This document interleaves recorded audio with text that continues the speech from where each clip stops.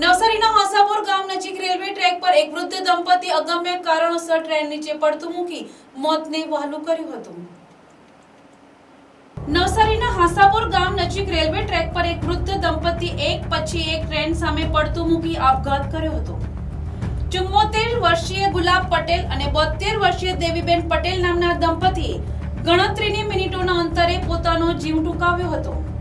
પ્રાપ્ત માહિતી અનુસાર સવારે 9:58 અમદાવાદથી મુંબઈ જતી સ્પેશિયલ ટ્રેન સામે પત્ની દેવીબેન પટેલે પડતું મૂક્યું હતું। તેના થોડા સમય બાદ સવારે 10:17 પતિ ગુલાબ પટેલે મુંબઈથી અમદાવાદ જતી ઇન્ટરસિટી ટ્રેન સામે કૂદીને આપઘાત કર્યો હતો। આ દંપતી મોગર ગામના રહેવાસી હતા અને ખેતીકામ સાથે સંકળાયેલા હતા। તેમના પરિવારમાં એક પુત્ર અને 2 પુત્રી છે, જેમના લગ્ન થઈ ચૂક્યા છે। પોલીસ સૂત્રો દ્વારા મળતી માહિતી મુજબ ગુલાબ પટેલે પોતાની પત્નીને ટ્રેન સામે પડતું મૂકતા જોયા બાદ થોડી જ મિનિટોમાં તેમણે પણ આ જ રીતે જીવ ટૂંકાવ્યો હતો। ડાઉન અને અપ ટ્રેક પરથી પસાર થતી બંને ટ્રેનના ડ્રાઈવરોએ નવસારી સ્ટેશન માસ્ટરને આ અકસ્માત મૃત્યુ અંગે જાણ કરી હતી। આ ઘટનાને પગલે વિજલપુર પોલીસે તપાસ હાથ ધરી છે। જો કે દંપતીના આપઘાત પાછળનું ચોક્કસ કારણ હજુ સુધી જાણી શકાયું નથી।